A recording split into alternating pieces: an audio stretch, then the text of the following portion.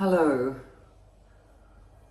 I'm going to talk to you today about ways we see our world, our life, and how our way of seeing our world affects our ability to feel peace and feel joy.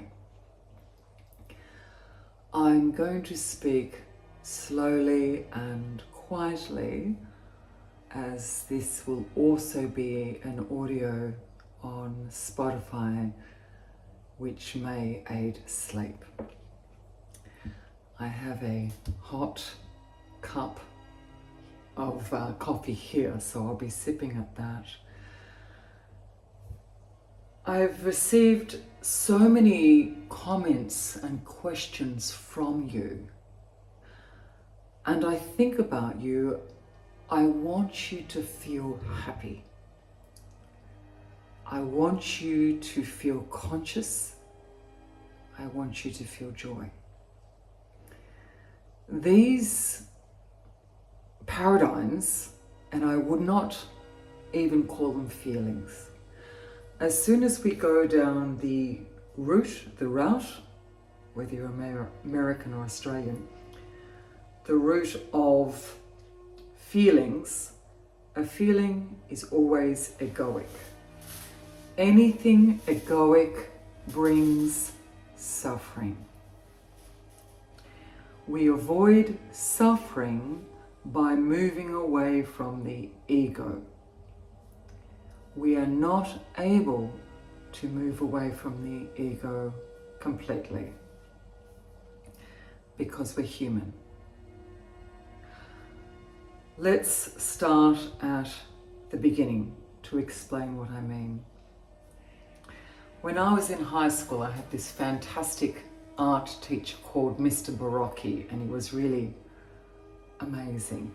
And as part of learning art, he had us read a book called Ways of Seeing. And I remember as a young person thinking, but we just see. What we see is what we see. And I learned that's incorrect. What we see is flavored by our socialization, is affected by our learnings, is spiced by the way we embrace our environment. If we choose to internalize the belief that what we see is what is, we live in a false reality. We live in a type of deception, self-deception. To bring it back to ground zero or to the beginning, we are by nature, biologically, our brain, we are social. We are mammals. By instinct, we desire to be social. If we are not social, it affects our mental health. Remember Wilson in that Tom Hanks and how he started losing his mind when he was by himself on the island. We crave socialization. That doesn't mean that all socialization is going to be positive. We could be involved in dysfunctional socialization, as we all know. That does not negate our need to be social. We are driven by a need to be social. What does this mean? It means that as a human being, we form codependent relationships, reciprocal relationships. We form attachments. This is referred to as ego. What is ego? Ego is that part of us that wants to belong. Society tells us what it means to belong. Society translates for us what belonging means. So belonging may mean buying a labelled perfume or a shiny red car with a label that a lot of people like. It may be purchasing status symbols. It may be wanting to belong to a certain clique, a group. It may be wanting to look a certain way aesthetically. It may be a whole lot of different things. But these things are all related to a sense of belonging. Belonging comes from our egoic desire as human beings. Our ego is highly fluid and depends on whatever social norms are occurring at that time, whatever pop culture is being embraced at that time. We are ego. Ego brings suffering. Why does ego bring suffering? Ego brings suffering because the animal, the herd animal, the primate, the primal animal, wants to conform, wants things to be the same, wants comfort. What is comfort? The coziness of repetition, of expectation. So the human animal wants comfort and same, repetition, predictability. What is life? Life is surprise, change, death. All relationships end, all relationships change. So our egoic self and our ego's desire is same, comfort, predictability. Life is endings, change, eventual death, decay, aging. We are shifting between the two all the time. Consciousness comes, or awareness comes with the practice of compassion. When we truly practice compassion, we have the optimum environment through which we can realize happiness, joy, peace. That is, if you agree that happiness is possible and how you define happiness. Happiness is a word. We make up words. The meaning of words are altered through experience and life. Words are simply a tool we create in order to interpret our reality. If we become trapped by words, we perpetuate a cycle of narrative where things are not real. The only reality is the present moment. Even within the present moment, we evaluate the present moment depending upon our interpretation of the past. To say we're totally free to be in the present moment is not true. Because as animals, we are always driven by desire for the future. Desire for food. Desire for some intimacy or sex. Desire for belonging, engagement. Desire to be warm, not too cold, not too hot. Desire to never age. Desire to be aesthetically pleasing to others. These desires pull us totally. These pullings pull us away from joy. Be acutely aware of your perceptions. Practice awareness of what you perceive. Whatever you perceive isn't real. There is thousands and thousands of different ways to perceive your life. If you imagine a picture, and in this picture there is a pile of garbage, reeking, stinking, smelling garbage. The garbage is grey. In the middle of the garbage there is a beautiful rose which is red, stunning, with beautiful detailed leaves. Around the garbage is flora and fauna, trees and and bushes and flowers. You can focus on the rose to the point that you see nothing else. You can choose to focus on the rubbish and the aroma of the rubbish until the flower becomes invisible and you can't see the trees and the bushes. We can be trained to see one thing more than another. We know that when we look at memory, memory is fluid. Memory is affected by preconceptions. Memory is affected by the way you were treated by your primary caregiver, your parent, or whoever looked after you. Through life, we form a number of stories, narratives about our life so that we can protect ourselves and stay alive. These narratives are simply stories. They are instinctively created to keep us alive. They may not be true. I'm not saying they are not true.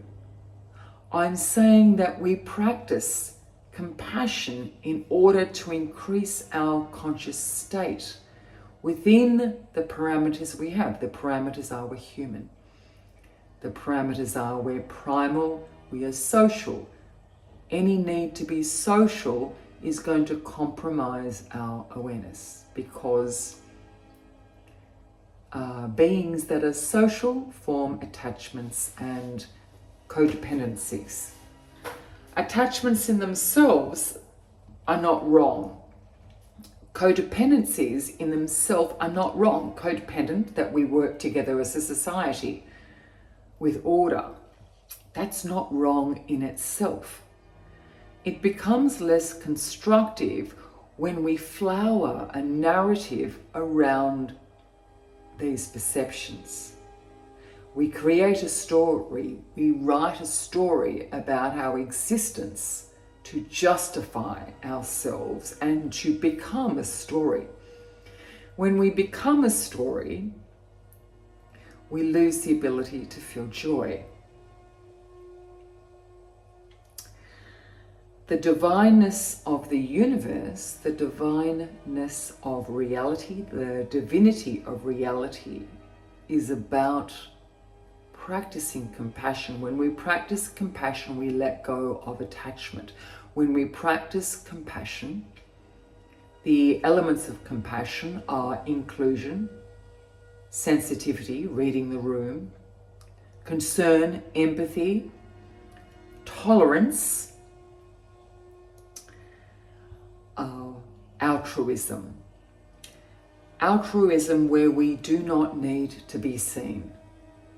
We are compassionate without needing to be seen as compassionate. We give up the need to be seen as right. To be truly compassionate, we don't need anyone to see us as compassionate.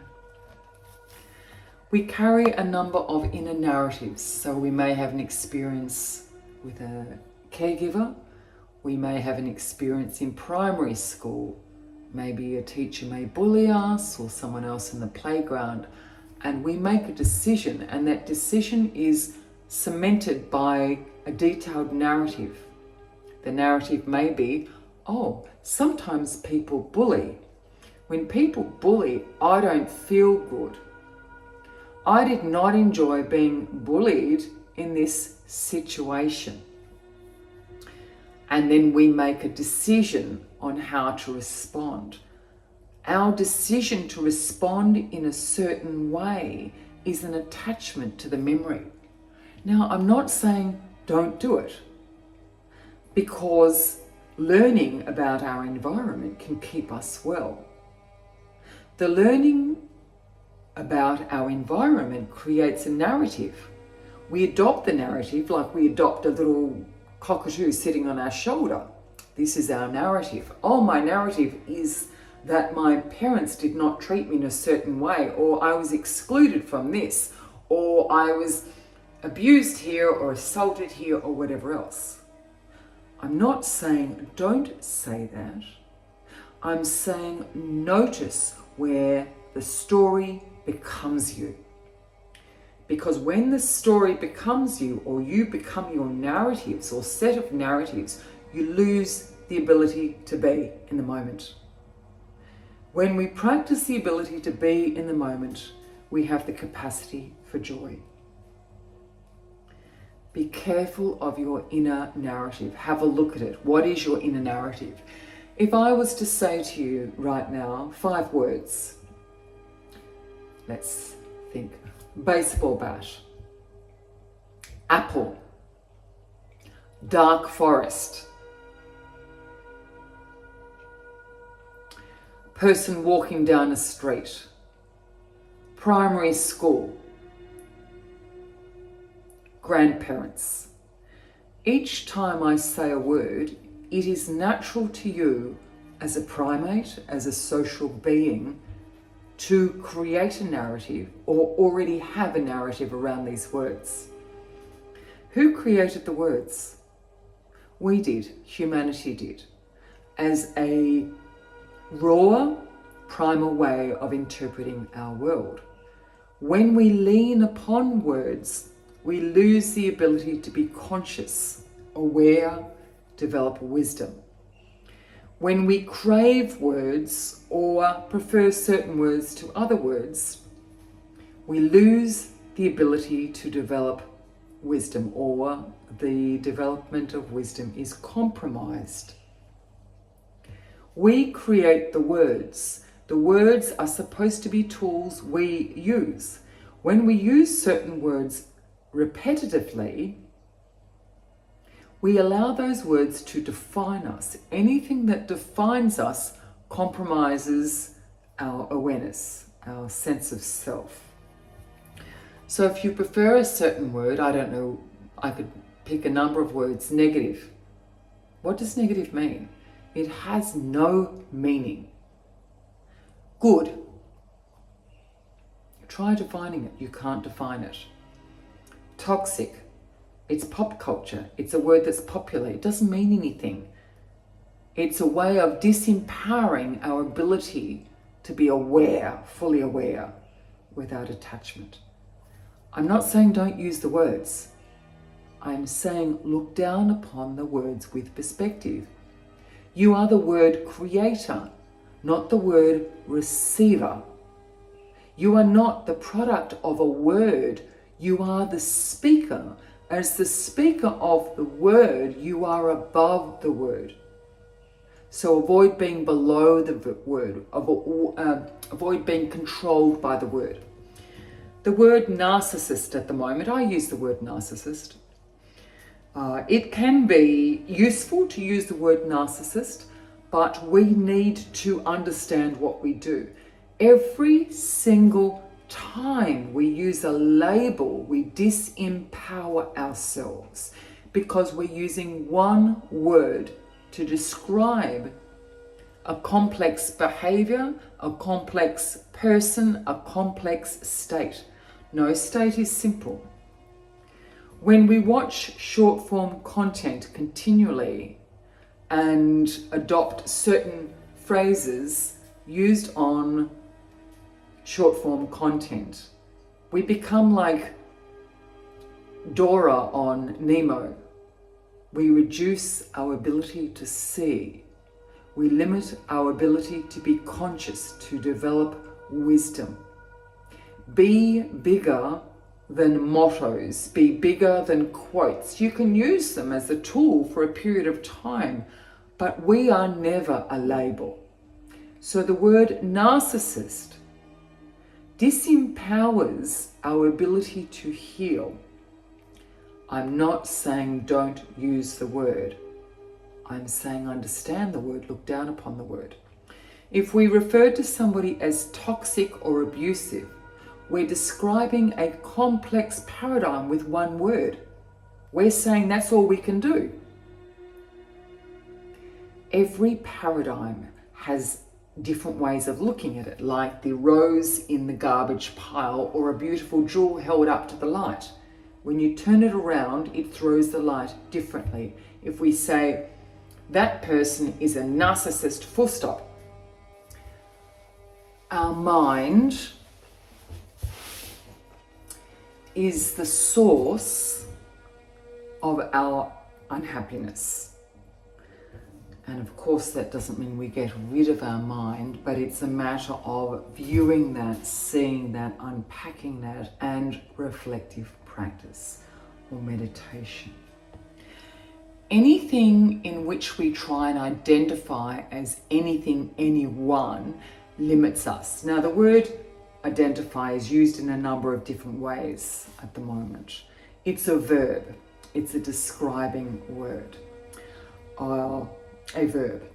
There's nothing wrong with it, but to pigeonhole it to mean one thing, a word means one thing specifically, limits our ability to develop a perspective over a happening or an engagement.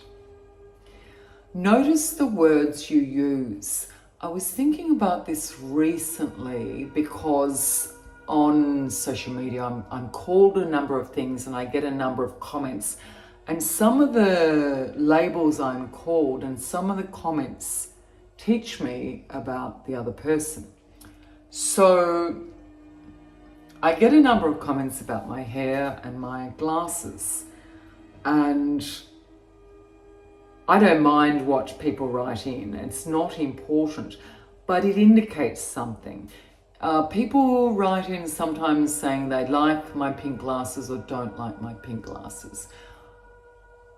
That's not relevant in itself, but what it tells me is someone's allowed their mind for several seconds to think about what somebody else is wearing, to form a value judgment about that, and then to take the time to write it. It's a waste of mind, and it creates a narrative that aesthetics are important. And of course, as primal social beings, aesthetics are important, but not if you want to be happy. Now, we do care about our aesthetic appearance. This care takes away from our happiness. In order to be happy, we need to move away from that. So the various comments people make about my glasses, I know they've taken time. I can see this recently, people have done this, and other people have written lovely comments about my glasses, and that's all lovely and it's funny and it's enjoyable. So I'm just using it as an example. I've had people write things like calling me ignorant or silly or things like that. What they're writing doesn't matter. What I wanted to say is, as soon as we call somebody a label, any label at all, we're defining ourselves, because we're trying to create our environment in a certain way. And the only person who loses by that is the person that gives that out. The person that gives out the label, that's their story, their perception. They are limiting their world. There is no such thing as an ignorant person. To say ignorant is just subjective. It means nothing at all, and it's a word that controls you, the one that uses the word ignorant. I talked about sticky feelings. Now, the word sticky feelings was coined by Chema Chodron, who I really enjoy reading her material and listening to her audios. Sticky feelings are egoic feelings, the feelings that we feel related to our need to attach. Love, irritation, anger, envy, jealousy. Now, I feel these feelings. However, these feelings hinder our ability to feel joy. All these feelings are about attachment. In order to feel joy, we need to let these feelings go. We're not going to let them go completely, but the ability to step back in a moment, in an hour, in a day, and say, hey, they were sticky feelings. These feelings are not helpful for my conscious state. These are not, someone asked me, are these negative feelings? Once again, we are trapping ourselves when we say negative. Well, what does that mean? Oh, they're negative feelings. Okay, let's put them in the negative feeling box. You're labeling it. We're controlling ourselves. We're limiting our point of view. All right, so be careful of labels if you want to feel happy, conscious, develop wisdom. Don't call anything at all. Develop knowledge without labeling. Develop knowing. How do we develop knowing? We develop knowing by practicing compassion. When we practice compassion, we develop the ability to reduce attachment and feel joy. Notice any inner narrative, any comments you make in your mind, any comments at all, become sticky feelings, become an inner narrative. If you ever use the word my abuse, my trauma, my memory, you own it.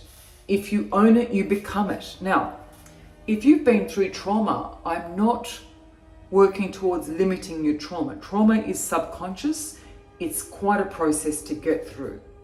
The word my is extremely likely to slow down your healing or stop your healing. When you say when I say my, we are training ourselves. What are we training ourselves in? We're training ourselves in owning what we feel. We own something that we want to own. Pet dog, a beautiful dress. Ownership is identifying. When we have a experience that we would term hurtful, it is important not to use the word my, unless you want to own it like a cockatoo on your shoulder. My wound, let's look after my wound, my abuse, Now, if you find yourself feeling defensive or irritated by my words, who is choosing the sticky feelings? And the same goes with me. If I feel irritated, annoyed with someone else's words, it is my attachment to their words which causes the irritation, not their words. It is empowering to see that we write the narrative. When someone else does something and we feel hurt, we choose to feel hurt about their behavior. They are simply behaving following their narrative. We interpret the narrative in a certain way. Now, of course, in some situations, it's very difficult not to form a narrative. If you've been the victim of physical assault, it's going to be a primal drive within you to form a narrative.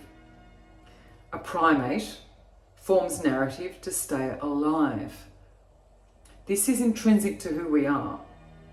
The narrative stops or slows down our development of wisdom, our development of compassion, our development of awareness. The only pathway to happiness and joy is awareness, being aware of the moment. Moving through nature is the optimum way to navigate towards happiness. Being around man-made things or things made by humanity promotes thought. Thought takes us away from happiness. It is not about an absence of thought, because thought's going to happen. It's about practicing looking down upon the thoughts and seeing the balance between the ego and the conscious self. Move towards not forming narrative or recognizing narrative or reflecting upon narrative. Every time we refer to my or I, there is a creation of separation. We want to move towards inclusion. Every time we separate ourselves from other things, so when we say my abuse, my stuff, my memories, we create a separation from consciousness. And that limits our ability to feel joy. When we separate ourselves through owning certain memories, we promote suffering and the concept of suffering, a person's suffering. Let me think. All attachment leads to suffering. All attachment leads to suffering. We attach by nature. If we have no ability to attach, we are sociopaths or psychopaths. A healthy human being attaches. A healthy human being is codependent. Attachment and codependency promotes or leads to suffering. What is the answer? Understanding the balance between ego, primate, animal, and conscious, aware self, navigating the fragile balance, looking down upon the use of our words. We are not our words. We choose our words. All words are limiting. If we think only according to the words we have, we shrink our ability to be happy. This is a practice, a mindful, daily, moment-by-moment practice. True meditation is about sitting in silence. It's not easy to sit in silence. I personally find it really hard.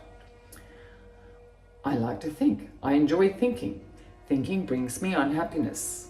I enjoy ruminating. Ruminating brings me unhappiness. Walk the balance. Practice compassion in silence. Practice reflecting upon who you choose to be right now. If you choose to be a certain identity, you lock yourself in. Words are tools. Words are not states of being. Practice compassion without needing to be seen. This is tough because we suffer in life. We become attached to people. No relationship we have ever will last. Never, never. All relationships are transient. Everybody dies. If we avoid this fact, if we turn away from it, we live in fear. Awareness of decay, awareness of aging, awareness that we are a conscious state that will expire eventually with this mortal life. True awareness brings us joy. It's a practice. I care about you, I think about you, I want your happiness, I want your joy. You deserve joy, you deserve happiness. It starts with awareness. It starts with developing knowledge. Knowledge can only be developed when we let go of labels. Always. Never call anyone anything. Never call yourself anything because you go,